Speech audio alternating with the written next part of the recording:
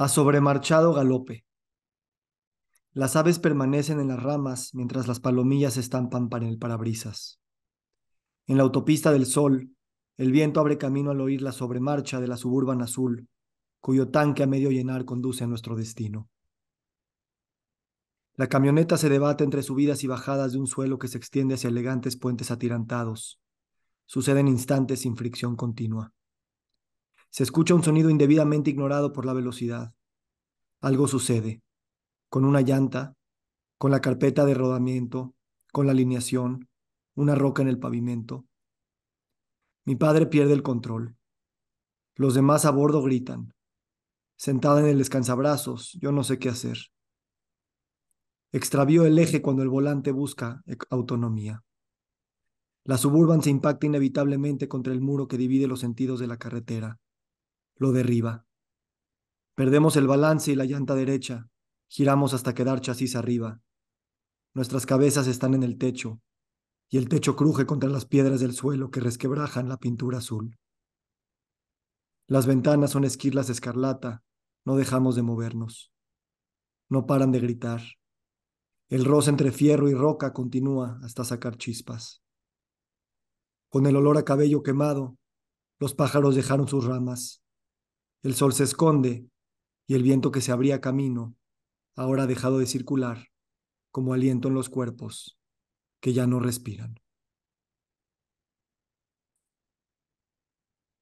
Buenas noches, yo soy Víctor y tengo el privilegio y el honor de estar aquí con Sari Kamaji, mi amiga. Lo que acabo de leer es la primera página de su libro, que se llama No tomes fotos del paisaje, toma retratos y si quieres, pon una vista de fondo. Yo compré este libro hace casi cuando salió. Primero lo compré en inglés y por alguna razón como que no empecé por ahí. Regresé a la tienda, me cambiaron el libro al español. Y cuando empecé a leer esos párrafos que acabo de leer, me tomó tal vez 3 o 4 meses poder pasar de la página uno y por más de que lo intentaba, literalmente no podía. A mí nunca me había pasado eso con un libro. Quería abrir con eso para, pues simplemente, de alguna manera, escucharme, leerlo en voz alta por primera vez y darte la bienvenida, Sari. Obviamente, ya hablaremos un poquito de ti, pero me gustaría empezar preguntándote. Ahorita antes de empezar a grabar decíamos, está la persona que vive las circunstancias, está la persona que crea el arte y está la persona que lo comparte, ¿no? Las tres requieren demasiada valentía y distintos grados de presencia. ¿Cómo, ¿Cómo es para ti el escuchar esto como una obra que ya está creada y al mismo tiempo también es algo que tiene de alguna manera un eterno presente, ¿no? Bienvenida y gracias. Ay, muchas gracias. Veo por aquí algunos nombres y algunas caras conocidas y me da mucho gusto. Gracias por estar aquí. Gracias por la invitación, Vic. Y gracias también por la pregunta, porque sí, pareciera que hay varias, varios yo's ahí coexistiendo, como tú muy bien lo mencionabas. Uno que vive la vida con diferentes grados de atención, con diferentes grados de presente, y hay otro que vive la vida buscando crear, ¿no? Ejercitando un músculo que está constantemente alerta de las cosas que le impactan y que le resuenan y que necesita transformarlas, ¿no? De alguna manera, eh, experiencias de la vida, ¿no? Sin poner una tonalidad de buenas, malas, regulares, simplemente experiencias. Y está también el yo de la personalidad que busca compartir estas experiencias que se crearon. Y pues esa es otra también otra faceta y requiere otro tipo de presente, otro tipo de conexión, ¿no? Quizá es una conexión como ahorita, ¿no? Más directa, en este caso en la presentación, pero también hay pues conexiones que se llegan a través del libro y que pues nunca sabré hasta dónde pudo haber llegado. Y eso es fascinante, ¿no? Es de un gran entusiasmo para mí. ¿Ahí me oyes bien? Sí, Ok, tu imagen se nos congeló, pero tu audio creo que está funcionando bien. Si alguien tiene algún problema, nada más también menciónenlo en el chat para estar, o sea, si alguien lo deja de escuchar. Em, gracias, Ari. Y ¿cómo es para ti el efecto estructurante que tiene el publicar un libro, ¿no? Cómo todos estos yos de alguna manera coexisten siempre, pero a través de un libro a lo mejor también guardan cierto grado de presencia y de materialidad al tener tantos yos en esos objetos, esas cosas que se van a la materia en páginas. sí, pues sí, es un trabajo interesante porque, bueno, yo he escrito desde que aprendí el abecedario prácticamente. Me ha gustado escribir desde, me acuerdo, composiciones escritas en primaria, notas, cartas, libretas. Tengo un montón de diarios, pero un montón, montón, montón. Y esto que mencionas del efecto estructurante de publicar requiere agarrar una pizca de ese material y pensarlo de otra manera, pensarlo también para un posible lector y pensándolo también en esa generosidad de cómo puede eso ser agradable o al menos legible para otro ser que lo va a tomar, ¿no? Quizá, bueno, en las cartas o en ciertos diarios aparece esa oportunidad, pero bueno, claramente en estructurar un libro pues se piensa de otra manera, ¿no? Hay otras cosas en juego más allá de, pues, una expresión del día a día o de las emociones o de un evento, sino que requiere también una curaduría y una edición estética de otra índole. Y bueno, es maravilloso, también es un rompecabezas que puede ser tan divertido o tan complicado, pero lo maravilloso es que en la estructuración de un libro, también, sobre todo en la fase final, se permiten otras miradas, este, que, pues en el mejor de los casos son amigables, que son avispadas y que fungen como mentores y como editores para también ir siendo espejos y rebotando qué funciona y cómo funciona para esta cortesía a los demás, ¿no?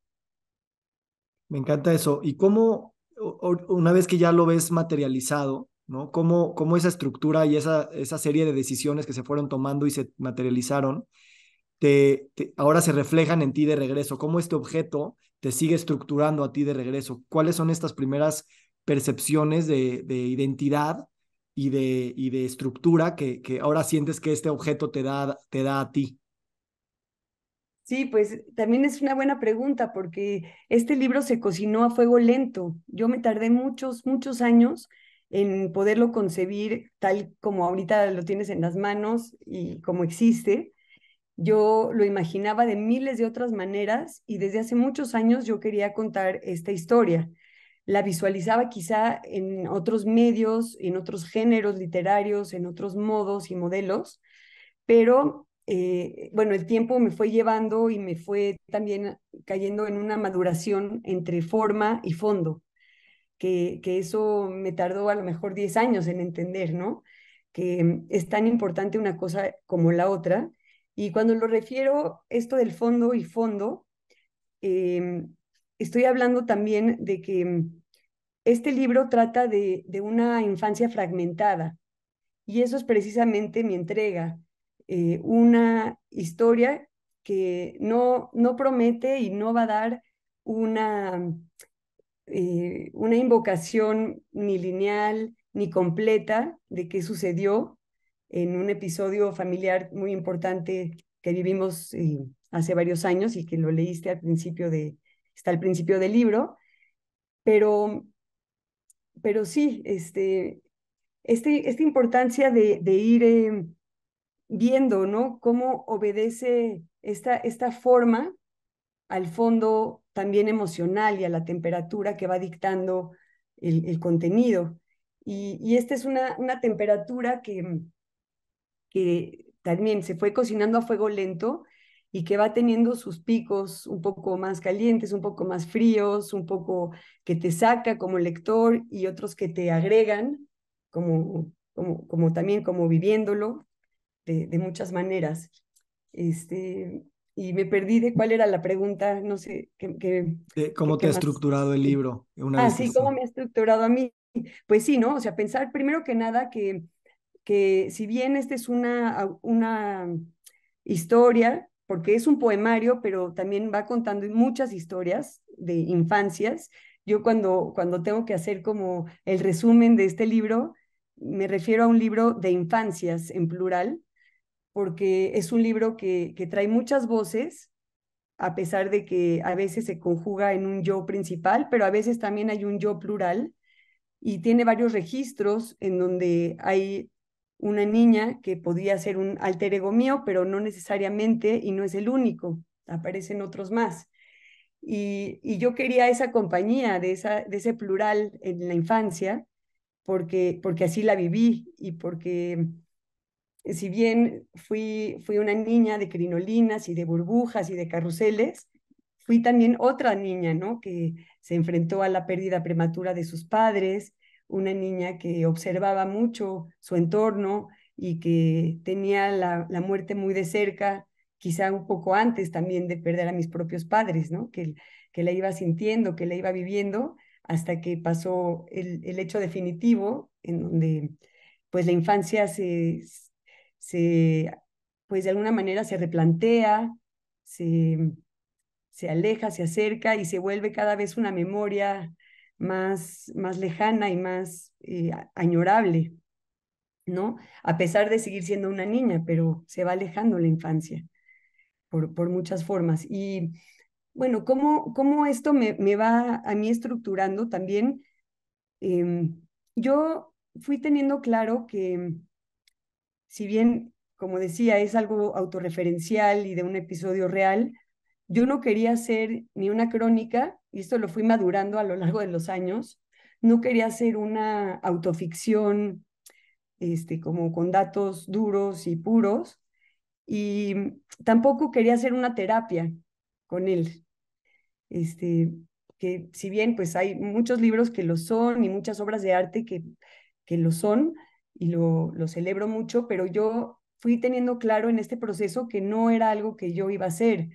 Yo para eso fui a muchos años de terapia, hice mucho trabajo personal.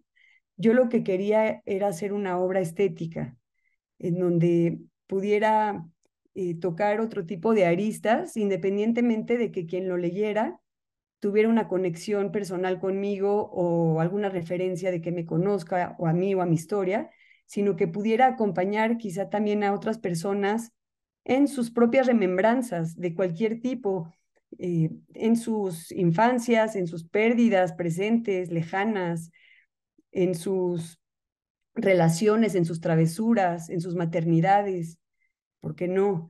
En sus escuelas, ¿no? En muchos otros niveles. Y eso a mí me parece más atractivo que el solo hecho de quedarme yo en mi propia estructuración psicológica, ¿no? Entonces sí, eso creo que fue algo que se fue construyendo, que no fue nada más aquí apareció el libro y ya me estructuré, pues no fue así para nada. También tengo que decir que este libro surgió cuando, o sea, bueno, más bien apareció físicamente, di a luz a este libro cuando yo estaba en una residencia artística en Berkeley en febrero y no fui la primera persona que lo vio físicamente.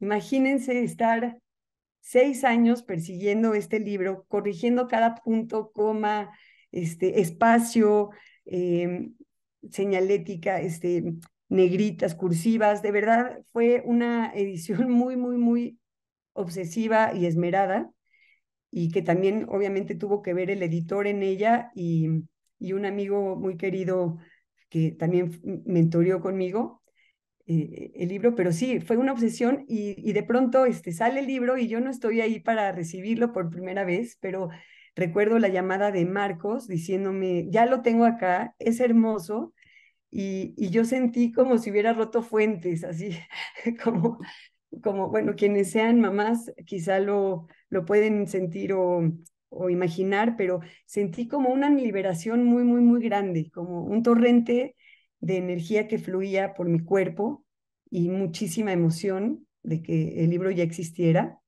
Y bueno, cuando llegó a mis manos, pues llegó afortunadamente la versión en inglés y en español, o sea, ya el dúo directo, con la idea de que yo pudiera presentarlo allá.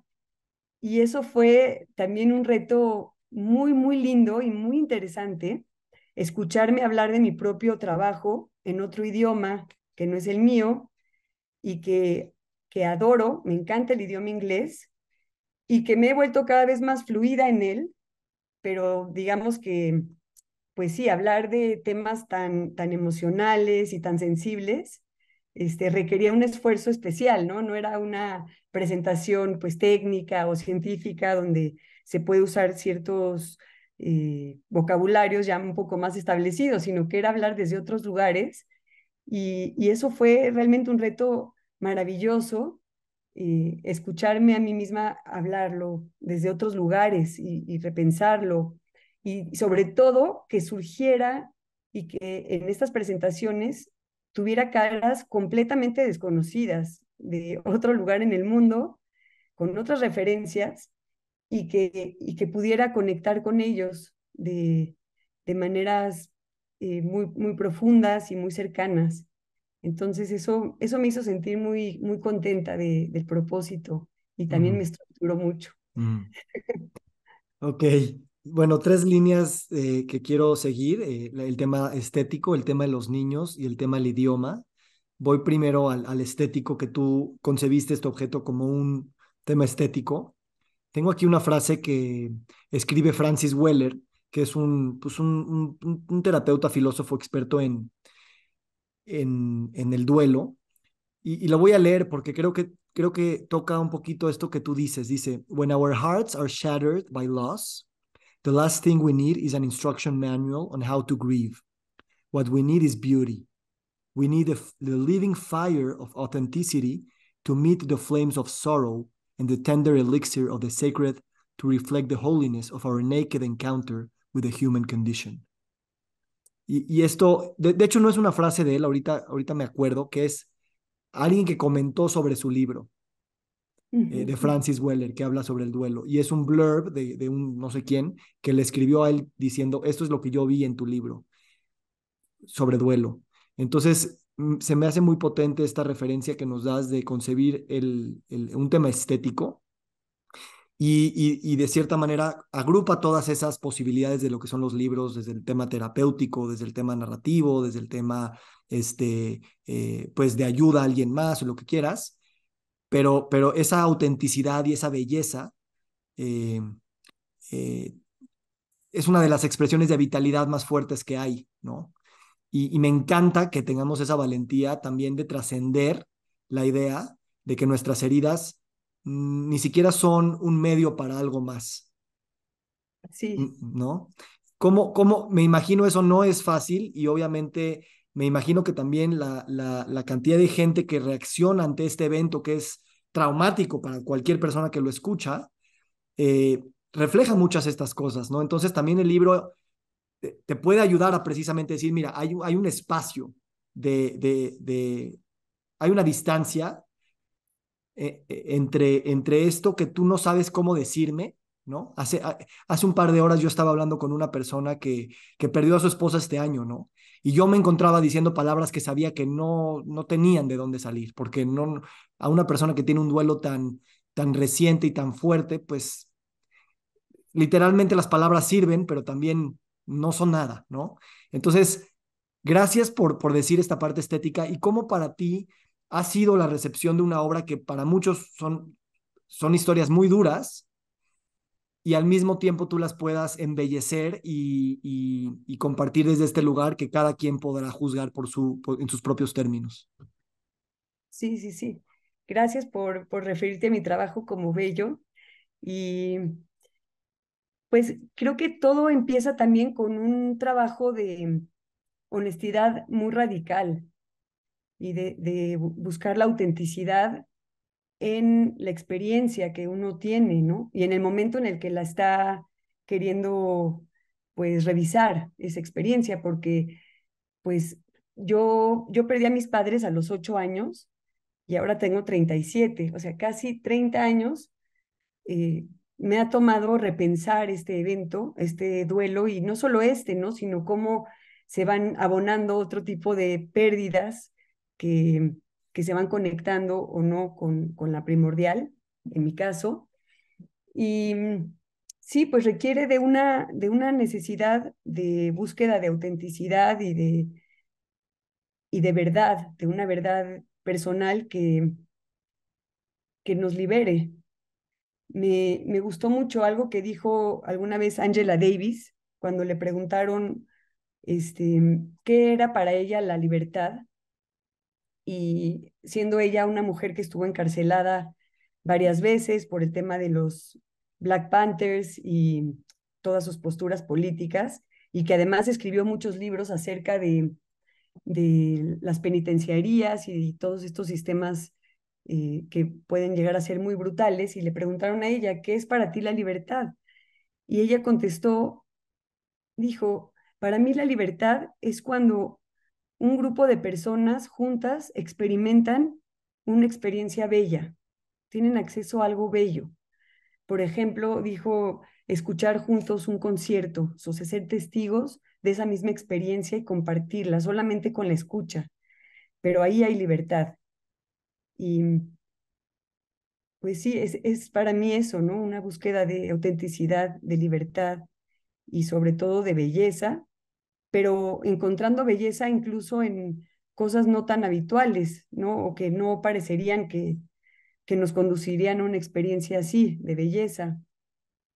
A mí me gusta pensar también, como tú lo mencionabas, en el ejercicio poético como un ejercicio de generar vacíos en donde no tengan una connotación o positiva o negativa o deseable o indeseable, sino donde la experiencia se pueda vivir tal cual es, este, con todas sus matices, integrada, redonda, con luz y con sombra al mismo tiempo. Ahí creo que está para mí el punto principal de lo estético y de lo bello. Y esta autenticidad a la que te refieres, em, ¿cómo se siente en tu cuerpo cuando tocas la autenticidad y ahí dices, esa es la autenticidad? ¿Qué se siente en tu cuerpo? Ay, es muy bueno, sí, qué bueno que me preguntas esto del cuerpo, porque uno de los regalos que me ha podido dar esta experiencia de crear este libro ha sido que para crearlo eh, recurrí al cuerpo. O sea, uno piensa que los escritores, pues ya nos sentamos y que el cuerpo que se ocupa, pues es básicamente la mano, los dedos cuando tecleas, la postura de sentada, pero en mi caso en este libro en particular y en lo que estoy trabajando ahora, sí hay un desplazamiento literal físico en donde los movimientos me hablan y los órganos me mueven y se van como que desenterrando inclusive memorias este, de diferente índole, ¿no? A través de esos movimientos. Entonces, sí, definitivamente ahí está cargado y ahí está implícito el cuerpo en toda pues sí, su integridad. Y trata de rememorar esa sensación donde sientes que estás tocando algo de autenticidad, ese punto de libertad y de belleza que refieres. Sí, ¿Cómo lo sabes? pues así tanto como cuando yo estoy llegando a ello en mi propio trabajo, en mi creación, o cuando lo puedo percibir en otra obra que me conmueve muchísimo, ya sea en un museo o en un libro o una música que me sacude, yo lo defino así como que toca una cuerda, literal, o sea, como que estamos hechos de fibras y de muchas cosas, pero cuando se llega a ese punto, o sea, es como que innegable y es una cuerda que está ahí presente, que no se mueve todo el tiempo, que a veces se protege o a veces se esconde, pero que cuando se toca es como que afinara como así en un concierto, todos los instrumentos y están afinando, así se siente, como que todo lo demás del ser, del cuerpo, de las sensaciones, se alinea a esa vibración y no hay duda de que lo vives. Es Exacto. muy increíble. Digo, al menos en mi experiencia, porque me encanta cómo lo relatas, los mecanismos para llegar a que esa cuerda vibre nunca se pueden repetir. O sea, no puedes No, llevar el mismo camino. ¿También es tu experiencia? sí, sí, sí, definitivamente. No, no son caminos predecibles. Claro que hay ciertas condiciones que pueden ayudar, a veces un poco más, pero es como de pronto estar en un bosque y que hayan, o sea, está oscuro, no sabes qué tipo de bosque es, no sabes qué tipo de fauna y de flora estás, porque de pronto amaneciste ahí, estabas en un sueño, amaneciste ahí y está oscuro, pero de pronto es como si hubieran relámpagos que por unos instantes alumbran todo el espacio y tienes una claridad así como radical, una claridad de decir, ah, ya entendí todo, y luego se vuelve a apagar y casi casi que se olvida, y vuelves a la vida y te mueves y te confundes, pero son así como que flashazos y momentos así muy, muy, muy especiales, muy anhelados, ¿no? De sentirse muy conectada. Ujú. Me encanta. Y también si, déjame pasar a la siguiente parte que quiero preguntarte sobre los niños. Eh, este libro está dedicado, dice, a los niños, punto, y luego dice Batia y Simón. Y yo como lo leo es una dedicatoria a los niños, a la infancia en general, y después una dedicatoria a tus dos hijos, a tus dos niños, ¿no? Eh, ¿Por qué lo dedicas si es así a los niños en general? Y por otro lado, con esto que decías que tuviste, y yo creo que todos tenemos infancias fragmentadas, y no nada más por el trauma, sino porque pues, somos fragmentados, seres fragmentados. ¿Cómo ha sido también para ellos el escucharte a ti, leerles este libro o presentarles este libro, saber que están en la dedicatoria, saber que su madre es escritora, saber que su madre habla de la vida que tuvo antes de ellos y que pone algo para la vida también después de ellos?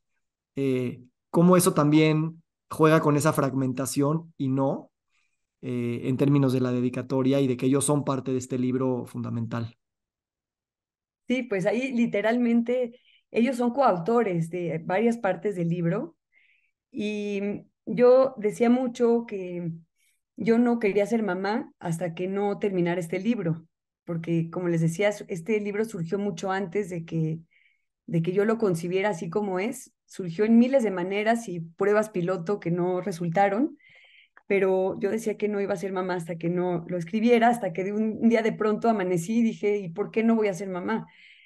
Y quise ser mamá y a partir de esa experiencia, muchas cosas se estructuraron, se reconfiguraron en mí y sobre todo una reconciliación muy importante con los niños y con la infancia y obviamente con mi propia niñez.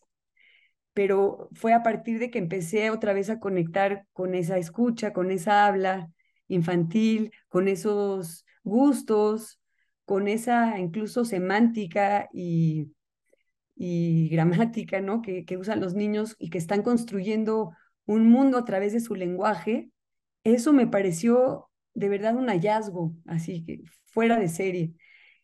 Y bueno, también me hizo pensar en muchas cosas. Una de ellas es que la infancia es sagrada y que nos corresponde a todos los adultos de este planeta cuidarla, valorarla, hacer que prospere todas las infancias. Y por otro lado, pensar también que las infancias no se limitan a ese periodo de tiempo, ¿no? O sea, hay algo que ahí se mantiene dentro de nosotros como infancia y jugué mucho con esa dedicatoria en una de las versiones, yo decía a los niños que son Batia y Simón, porque yo quería que cuando ellos lo lean en diferentes momentos de su vida, yo quería que ellos siempre lo leyeran desde los niños que son, con con esa otra mirada y perspectiva. Eso me importaba mucho. Ahora, el libro mismo no tomes fotos del paisaje, toma retratos y si quieres pon una vista de fondo. Es un indicativo, es una sentencia que le da un adulto a un niño, en mi caso, pues mis adultos, a mi niña, y esto fue real, en donde me decían qué tomar y qué no tomar, con mi cámara nueva que me habían regalado de graduación. Y bueno, es como, haz esto y no hagas esto. Y un poco el libro es como mostrar una perspectiva de la niña que fui, que soy, diciendo, pues yo quiero que aparezcan los paisajes. Para mí eso es lo que es significativo.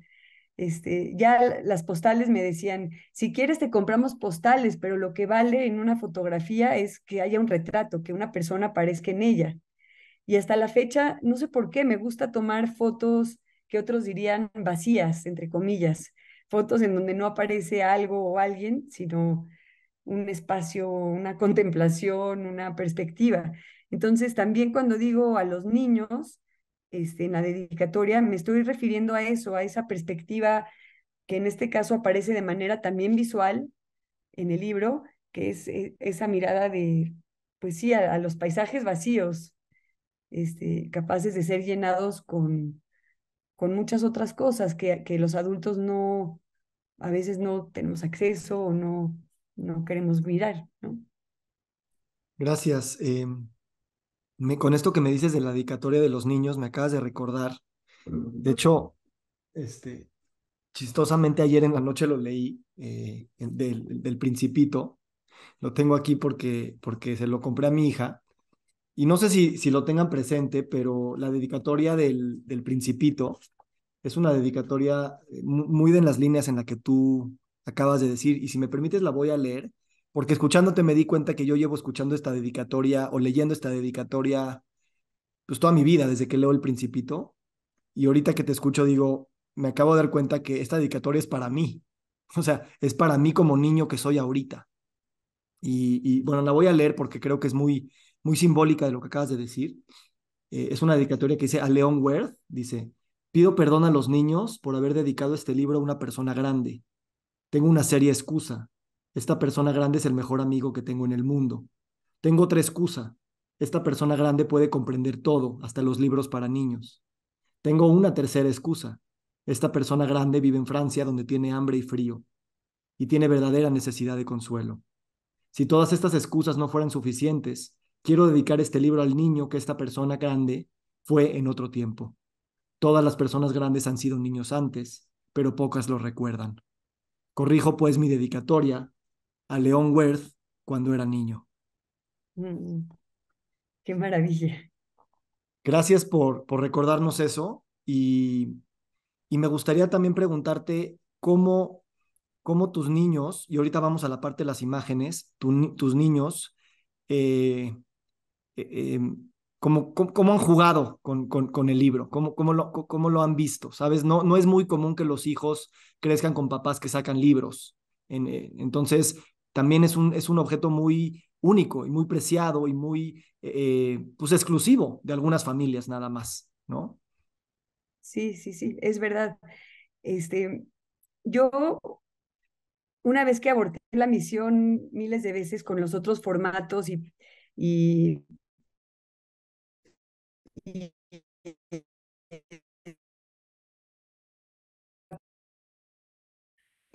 en una pausa larga.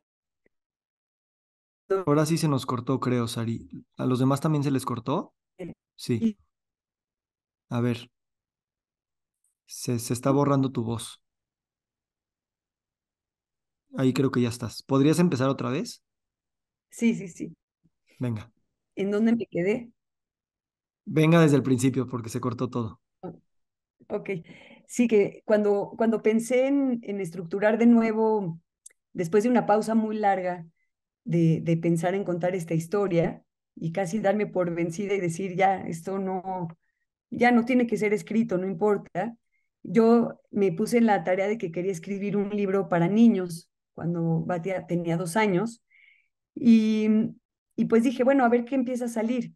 Y lo primero que salió fueron las últimas páginas de este libro, en donde aparecen momentos muy concretos, como si fueran estampas de niñez a partir de objetos que detonan una serie de sensaciones, recuerdos, movimientos, este, y que pues pensaba, esto no sé cómo podría ser para niños. Quizá también por eso se los dediqué, porque es como una, una manera de decirles, lo intenté, no.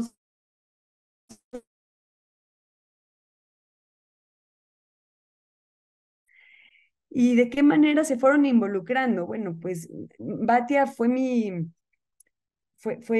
la persona que me empezó a hacer una serie de preguntas que me descolocaban constantemente, en particular sobre mis padres. Ella, no sé, nació como que con esta antena con ellos y que justo yo tuve mucho esa preocupación antes de ser mamá, cómo voy a hacer un puente entre mis hijos y mis papás, las dos relaciones más importantes de mi vida, cómo se van a conocer, de qué manera van a entablar diálogos, ¿no? Y era un motivo de dolor muy, muy grande para mí eso. Entonces, desde muy chica, yo abría el diálogo con Batia, o más bien ella realmente lo empezó a hacer, ¿no? Me preguntaba, ¿en dónde está tu mamá? ¿No? Y por ahí hay un poema que se llama El Globo, y ese fue un poema que me regaló Batia, literalmente, está hacia el final del libro, y en la página 149 quien lo tenga, y dice, ¿y tu mamá dónde está? En el cielo. ¿Se voló? Las personas no se vuelan, solo los globos. ¿Se rompió? ¿Y tu papá también? Las personas morimos, por viejitos, por enfermos, porque todos nos tenemos que ir algún día. Cómprame un globo. ¿Cuál globo quieres? Uno de los que no se volan nunca. Y sí, o sea, eso literal fue un regalo de Batia que para mí encerró algo muy, muy poético, ¿no? Esa conexión entre esto que yo anhelo y deseo tener cerca, pero que mantengo con un hilo y en cualquier momento se puede ir, o sea, está ahí frágilmente volátil y cercano y lejano a la vez. Hay otros poemas que también surgieron de conversaciones que tuve con Batia, y un elemento muy presente en el libro es el jazmín, porque yo pensaba en el jazmín como un recurso que, que ayudara a hacer este puente, ¿no? Luego que nació Batia, en las primeras semanas, vino una amiga que me enseñó algo de masajes para bebés y me explicó algo de la sufi aromaterapia y me contaba que el jazmín es una esencia vinculante, que es muy propicia para los bebés porque es una fragancia que es fresca, que es húmeda, que, que de alguna manera les viene muy bien a ellos y que cuando se quiere promover el vínculo es la esencia ideal, ¿no? La rosa se ocupará para otra cosa, el incienso para otra, pero en particular el jazmín. Y a mí se me quedó muy grabado eso y empecé a hacer todo un ecosistema, tanto mental como en mi repertorio olfativo, o sea, empecé como a poner más atención a las variantes de los jazmines que hay, empecé a poner más atención a los perfumes que tenía y cuáles contenían o no esencias similares o con jazmines. Y entonces el jazmín se volvió un elemento importante porque también pensaba, ¿no? Yo puedo transmitirle a lo mejor cómo se veían mis papás con fotografías, puedo transmitirle como alguna ropa que quedó de ellos y que pudieran, no sé, sentir o imaginar cómo la llenarían, algunos refranes o frases que ocupaban, ¿no? Pero el olor de una persona es de las cosas que más fácil se olvida cuando ya no están con nosotros. Entonces, el sentido del gusto se volvió muy presente para mí como un recurso estético y literario, y luego fue el jazmín. Y además hay una anécdota que es totalmente real y aquí hay gente que lo puede corroborar en el público, y que es que nosotros en el trayecto que hacíamos de la escuela a la casa en triciclo para llevar a Bati a la escuela, había o hay una maceta con arbustos de jazmín, así rebosante, ¿no? Y casualmente es increíble cómo los niños se conectan por Wi-Fi, así de nosotros, porque yo sin mencionar nada del jazmín, pero pues ya estaba ahí presente seguramente en ella, agarró un día y agarró los jazmines que estaban caídos y bueno, les voy a leer ese texto porque lo hice texto. Se llama Niñería y está en la página 139 y dice así. Las ruedas del triciclo en las ranuras de un asfalto caprichoso no impiden el pedaleo a la escuela. Los cálculos en el horario fallan y no sobra tiempo. Ella se detiene en las jardineras, se alza de puntitas, borda con sus manos, desprende un par de flores. Mira, mamá, huelen. Ella eleva los labios y dibuja el cielo para que una lluvia de jazmines caiga sobre todos aquellos que no conoció y nunca sabrá cuánto la aman. No lo sabrá, pero los guarda en la bolsa de su abrigo y continúa el pedaleo. Cuando llegamos al portón, le extiende un puñado al guardia, que anota en su libreta y nos advierte. No es un juego. Será la última vez que nos deje pasar tarde.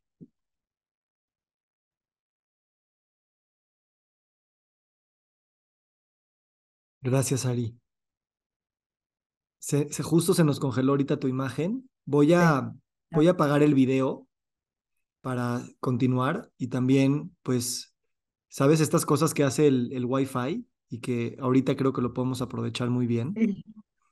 Y es el escucharnos sin vernos, que también es una de las virtudes de alguna manera de los poemas. Y que justo ahorita decías que los niños se conectan por Wi-Fi y yo rezando para que el Wi-Fi siga adelante y no se caiga tu voz, y que el globo, y que sea Sí, de los globos que nunca se vuelan o se volan. Gracias, Vas. sí.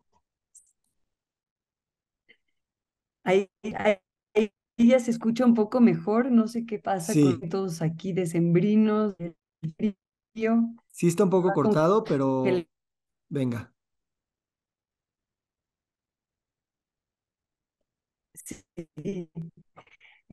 Y bueno, puede ser que muy en particular este libro fue así presente en esta necesidad mía de, pues, de hacer este puente, pero además una realidad que fue que empezaron a brotar recuerdos de manera involuntaria de mi propia experiencia, al verla cuestionarse, crecer y llevar todo su proceso vital, ¿no? Después, yo apliqué para una beca para la publicación de este libro y ahí embarazada de Simón. Y cuando apliqué para la beca, pues tenía 10 poemas escritos que precisamente fue a través de Robin Meyers, la doctora al inglés, que yo pude ver la solicitud. Y cuando recibí la noticia de que sí había ganado la beca de publicación por Arts, también estaba embarazada de Simón. Y bueno, también pues un detonador, otros recuerdos distintos de otras sensaciones, otros sueños que he tenido. Pues, bueno, una Sari, creo que sí se nos está cortando lo suficiente para no agarrar pero al mensaje completo. ¿Crees que hay alguna área en tu casa que te puedas mover donde haya mejor señal de casualidad? Porque sí se está entrecortando. sí, sí, a ver, un momentito.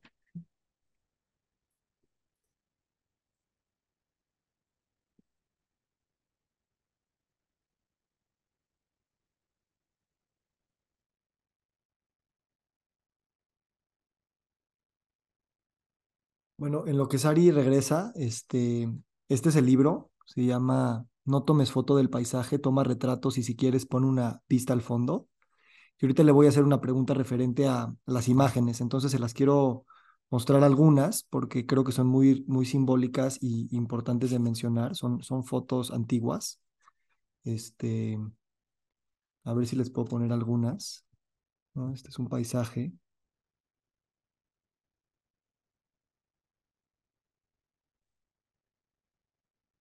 Ahorita que llegue Sari, le quiero preguntar de esto. Los cocodrilos.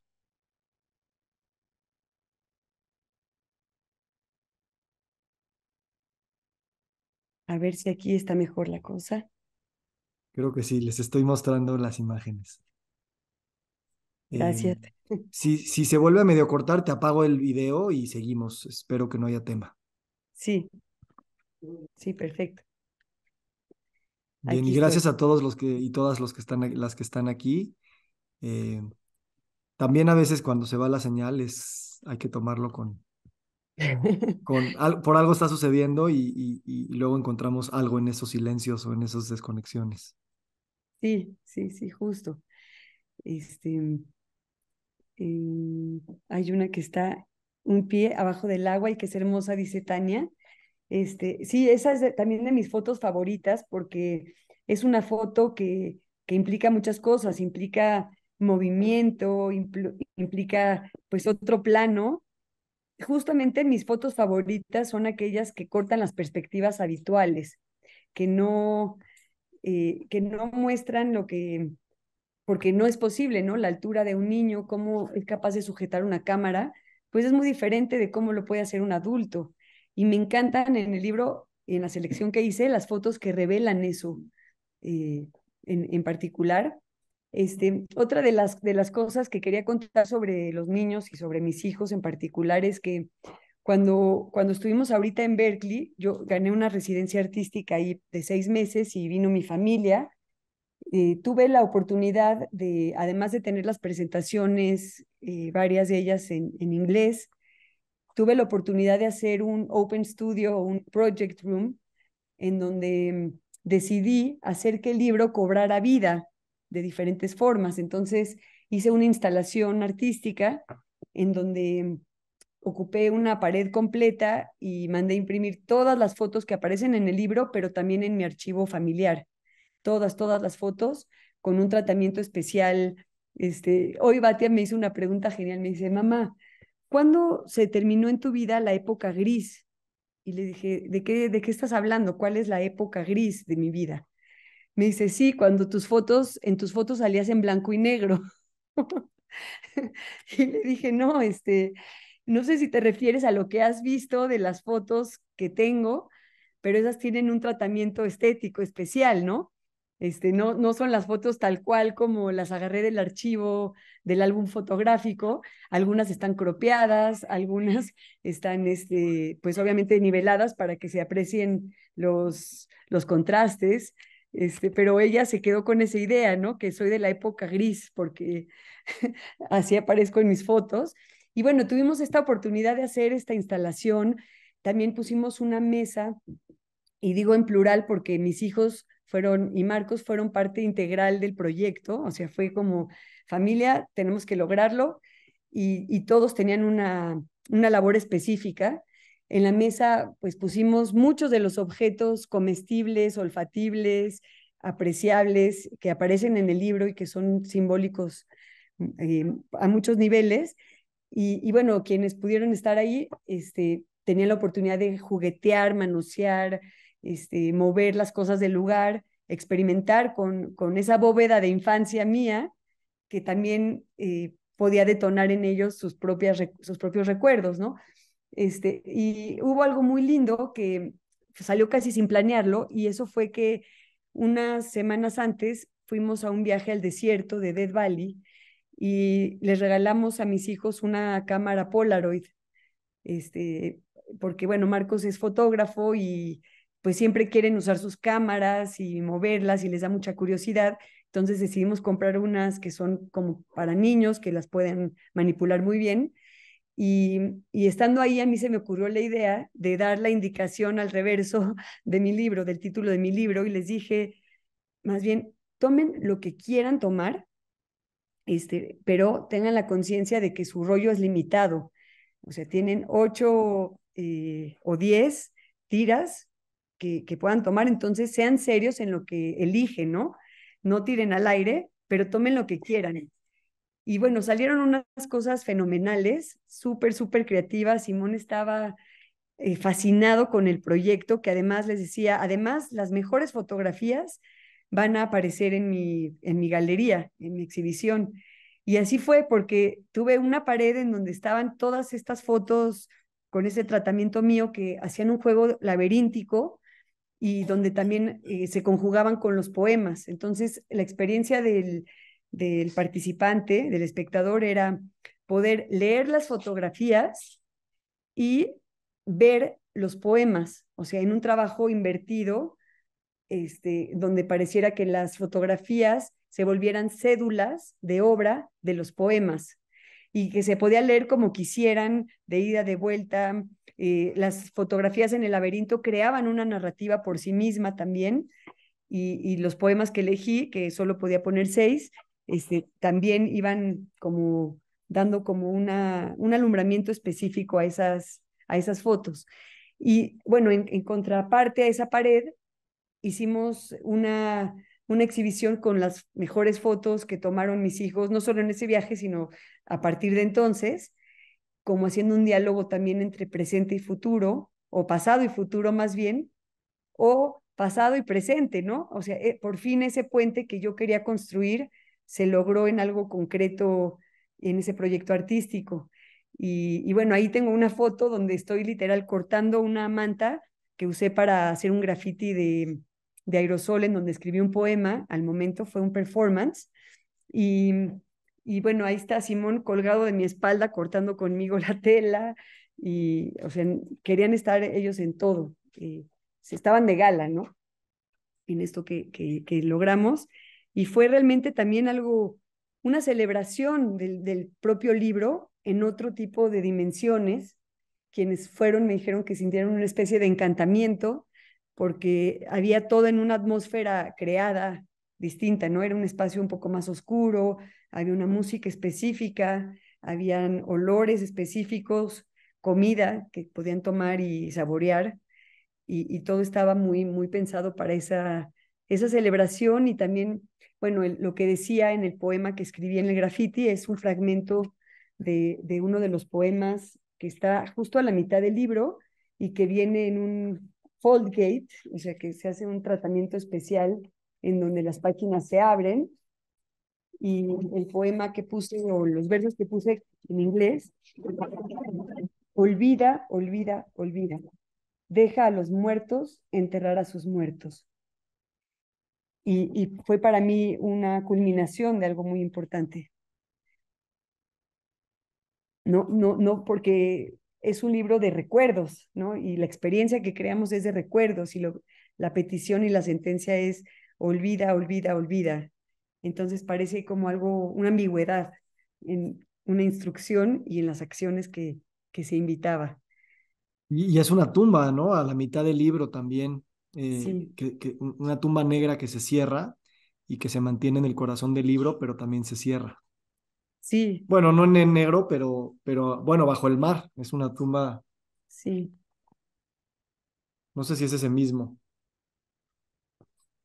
Sí, es ese, sí, Es sí, este. sí, sí, precisamente. Ok. Me parecía ese también un paisaje muy espectral, y el poema se llama Espectros. O sea, como, sí, algo ahí que no está muy claro, como no lo está en muchas otras fotografías, Ujú. pero, pero Sí. sí. Gracias por esto y me encanta que se celebre, ¿no? Y porque luego también termina uno algo y ya está pensando en lo siguiente y no damos un espacio para celebrarlo. Gracias por hacerlo y compartirlo. Y te quiero preguntar algo también, si alguien quiere agregar o poner alguna pregunta o comentario, la puede poner en el chat y si tenemos espacio lo podemos mencionar o preguntar. Eh, Hablas de la colectividad, hablas del jazmín, que es este aroma que nos permite conectar.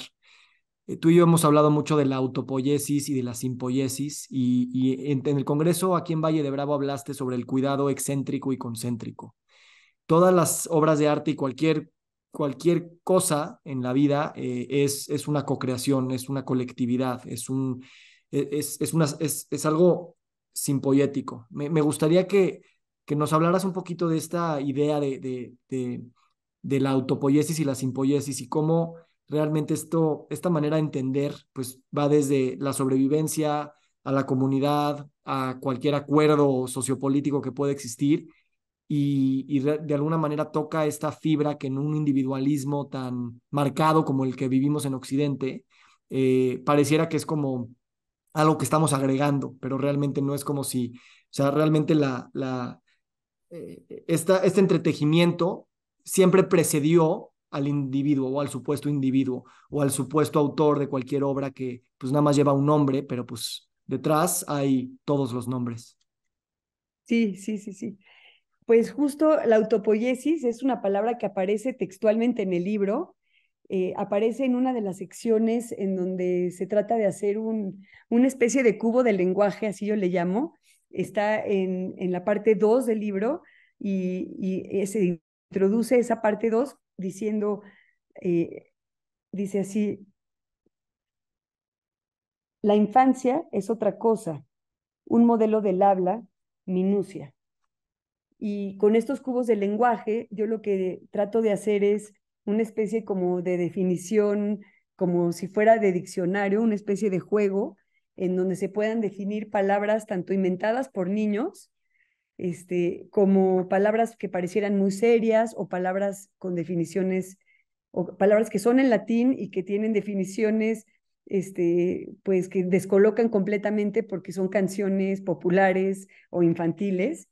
Les voy a leer un ejemplo de eso para que se den más o menos una idea. Dice, berrinchare, efecto de protesta activa hasta obtener lo que se desea. Berrinchó al poncharse el globo. Dicere, capacidad de lenguajear, fluir humano en coordinaciones conductuales consensuadas. Autopoiesis, una herida que sana. Fari, hablar, celebrar, cantar, colita de rana. Y va otro rapidísimo, dice, infandus, lo que no puede ser dicho en sociedad, divino tesoro. Ma, balbuceo, en ocasiones, primer y último monosílabo humano. Infantia, infans, mudo, sin palabras, inelocuencia, el que no habla. Loki, emitir un habla articulada. ¿Le comió la lengua el ratón? Y así voy jugando en diferentes momentos con estos cubos, en donde lo que trato de hacer son varios registros de lenguaje, desde definiciones hasta rupturas completamente de esas definiciones. Pero lo que sí me impresionó muchísimo es que la definición real de infancia es aquel que no tiene palabras, ¿no? Que es inelocuente. Eso me pareció completamente a cuenta de lo que yo estaba tratando de hacer, porque yo quería también resaltar el lenguaje que va construyendo el niño cuando va construyendo su mundo y viceversa. Y en cuanto a la autopoiesis en particular y esto de lenguajear, esa palabra, yo la tomé prestada de Humberto Maturana, que es un autor que me fascina y que es un neurobiólogo, psicólogo, y etcétera, etcétera, etcétera, o fue chileno, que, que hizo una groundbreaking, o sea, sí rompió como para su momento las concepciones de cómo pensamos y cómo accionamos socialmente y psíquicamente. Y esto de lenguajear me gusta mucho porque no es lenguaje, no es conversar, es una especie de contracción de las dos cosas. O sea, estamos existiendo, vinculándonos, cuidándonos de ida y de vuelta a través de esa acción que él le llama lenguajear. Y alguien me preguntaba, ¿y cómo lo traduce en inglés? Porque él vivió en Harvard y en muchísimas universidades muy prestigiosas, en Cambridge.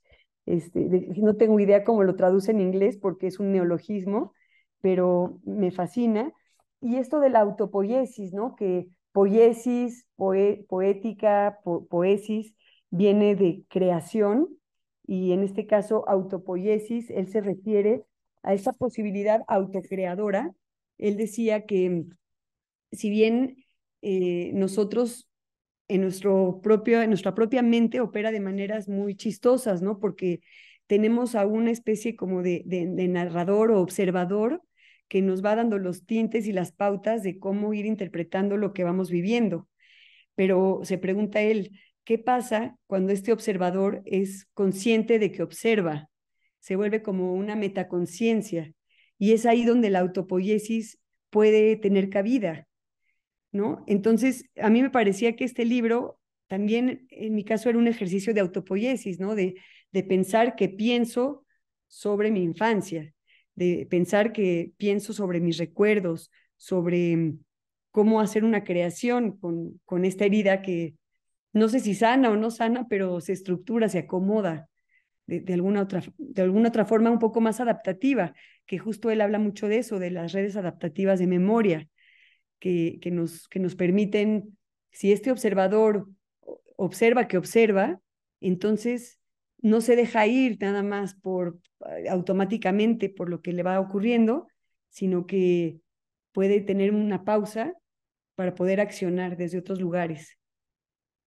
Y yo lo pensaba así, y ahora sobre lo que mencionabas de los cuidados, es un tema que de pronto me obsesionó, el del cuidado, y como bien dices, de eso hablé en mi ponencia del Congreso de Medicina de Estilo de Vida, porque me parece que es un tema que está presente constantemente en todos nosotros, en todos nuestros niveles, y del que a veces quizás se habla poco o se habla de otras maneras, quizá más, no sé si decirlo así como superficiales, ¿no? De mi autocuidado y mi autosuficiencia y todo muy referencial hacia lo propio, pero me parece que el cuidado es una acción relacional y que coincide con esta idea de lenguajear, de coexistir juntos en una red de lenguaje, en donde uno emite y el otro recibe, y ahí no solamente se está emitiendo una serie de códigos o de informaciones o instrucciones,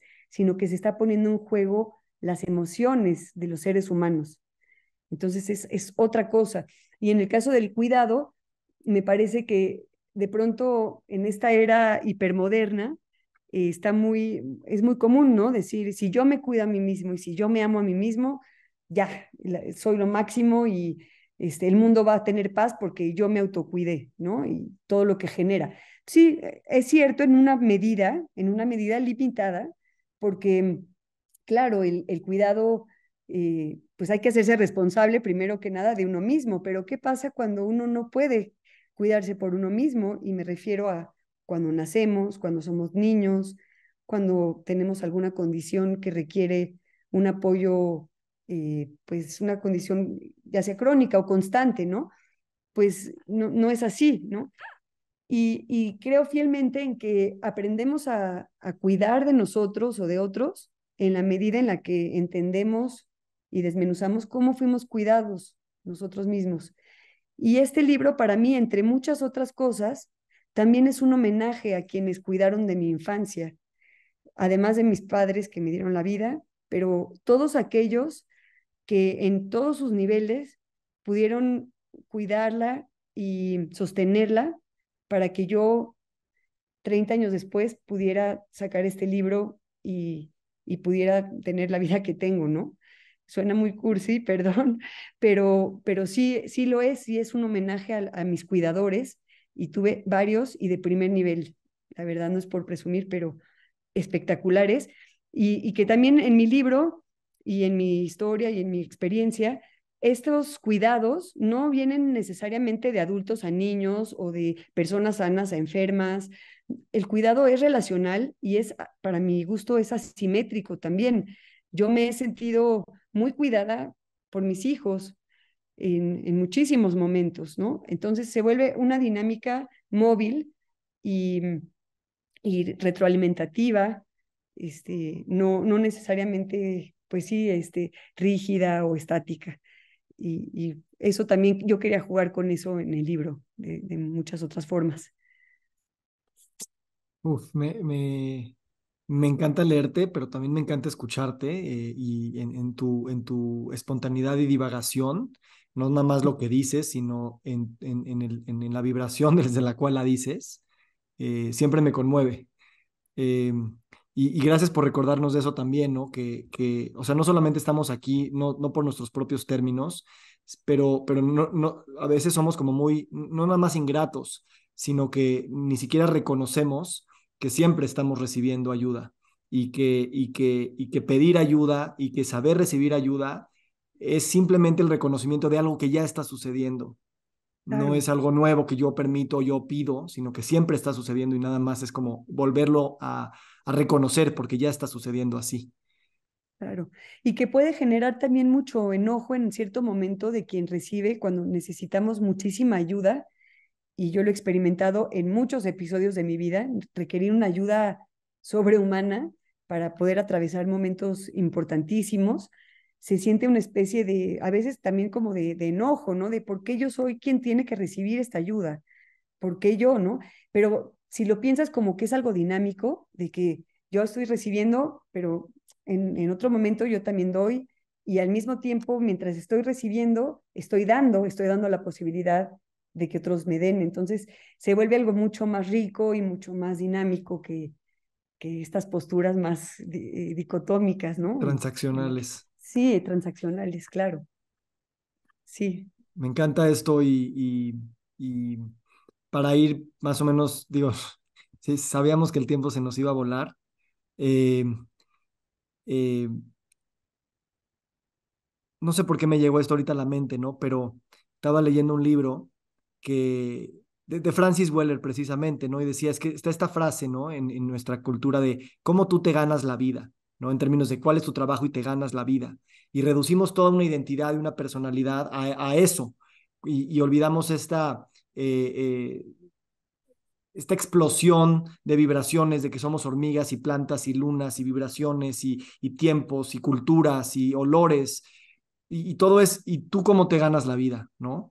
Eh, para mí, el estar cerca de tu historia, ¿no? Porque me has hecho parte de ella, me hace de alguna manera cada vez que hablamos, más allá de seguir cultivando una amistad que es hermosa, me hace como estar atento a que la vida son todas estas dimensiones al mismo tiempo, todos estos idiomas al mismo tiempo.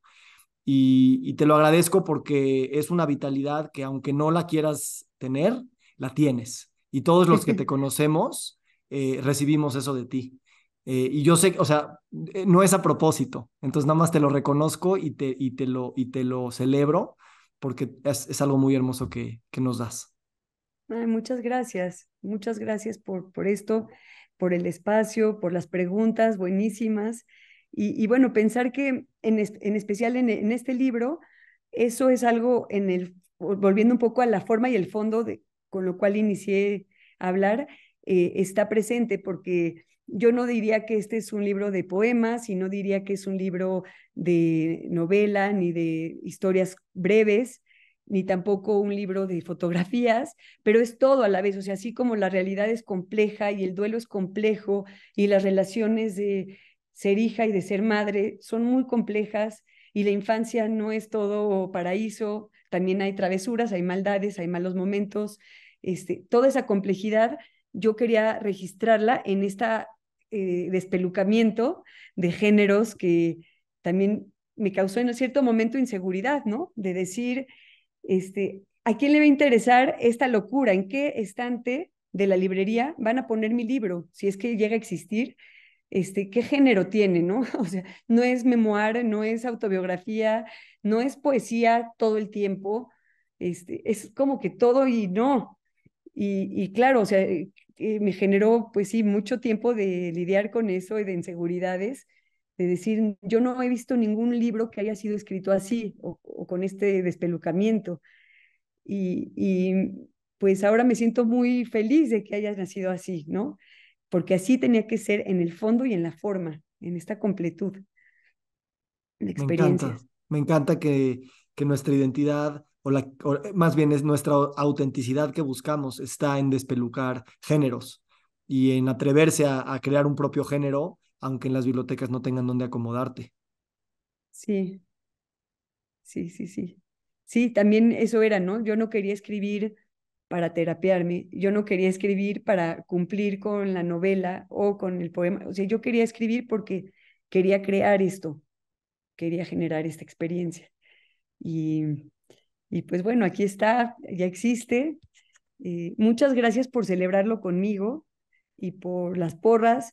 Víctor también es autor de 2 libros y está un tercero en camino.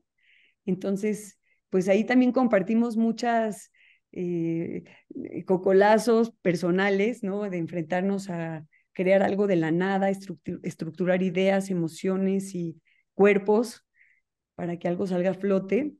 Así que también Mm, les recomiendo que busquen los libros de Víctor, este, y, y que bueno, gracias, si Eric. tienen oportunidad, este libro de No tomes fotos del paisaje, toma retratos, y si quieres pon una vista de fondo, es el título más largo también que van a encontrar y también fue un arriesgue total del cual me siento muy orgullosa. Al principio me sentía muy insegura, pero me siento muy contenta de que haya sido así. Lo pueden encontrar en línea, lo pueden ordenar si quieren, lo pueden pedir prestado, lo pueden buscar en algunas bibliotecas. En línea en especial está en Mercado Libre, en Amazon, no, en la editorial que es Elefanta Editorial, y buscan mi nombre o el título, en El Péndulo y en la Gandhi también. Lo tienen en Frames, obviamente, y en algunas otras librerías independientes lo pueden encontrar ahí también. Les quiero compartir, por último, un proyecto que hice también relacionado a esto, porque una vez que se abrió la fuente, como les dije, cuando sentí que esto ya se había cocinado y que ya estaba existiendo, pues ya me desaté con todo, ¿no? Y lo hice performance, lo hice exhibición, instalación, canto, o sea, de verdad empezó a existir en muchas otras dimensiones porque como que ya había roto una barrera personal. Y esta es la página web, se las comparto aquí. Se llama notomesfotosdelpaisaje.com, está en inglés y en español, y es una especie de gamer en donde el usuario se mete. Ah, gracias, gracias Vic. Y pues bueno, va dándole clic a esta barajeo de imágenes que son las fotografías, ahí está en inglés, pero justamente ahí van a ir apareciendo fragmentos de libro cortados, no están en ningún orden, y que son una especie de oráculo. Entonces, quien se mete a jugar a este espacio, lo que va a encontrar son fotos y textos que no necesariamente corresponden el uno al otro, ¿no? Son randomizados y que puedes picar varias veces la misma imagen y cada vez te va a salir un mensaje diferente, hablándole a una segunda persona que eres tú. Entonces, Wow. por ahí, si se meten, mira, por ahí está es una de las fotos del agua, pero no es la del pie que mencionaban por ahí en el chat, es la de un codo. Y sí, o sea, no todas, pero la mayoría de las fotos están en el libro. Y bueno, Ya vi que ahí. no compraste el dominio completo, nada más no tomes fotos del paisaje. Yo creo que no te dejaban ponerle todo el título. No, no, iba a ser una risa porque cuando estuve en Berkeley, fuimos a celebrar pues de la primera presentación y me preguntaron unas personas desconocidas en donde fuimos a celebrar, ah, y entonces eres autora, ¿y cómo se llama tu libro para que lo busque? Y no, ni siquiera me podía acordar del título en inglés. Y bueno, me hicieron una burla, espectacular porque ya no sabía, que la conjugación perfecta, la idea perfecta y bueno, ahí queda, ¿no? Pero eso también es parte del juego y pues de decir, ni siquiera las memorias son tan sagradas, ni siquiera nuestras creaciones son tan solemnes. También hay juego, hay olvido, para eso es.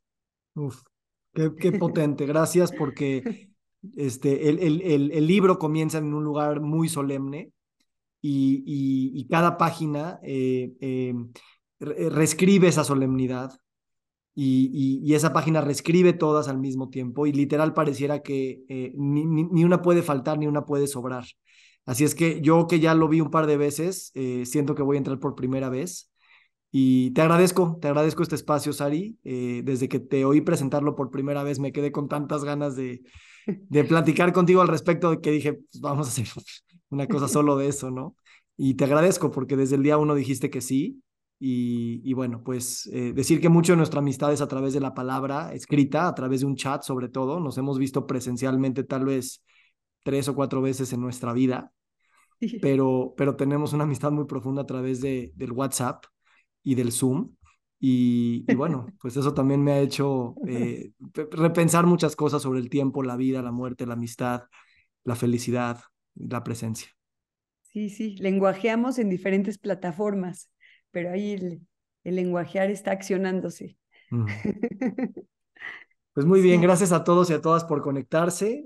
Y bueno, pues Sari, ¿por qué no nos dejas tu correo o tus redes sí, nada más para que la gente tenga de referencia? sí, Y sí. bueno, luego pues, ojalá leas los comentarios que te pusieron todos aquí en el chat, que están muy bonitos.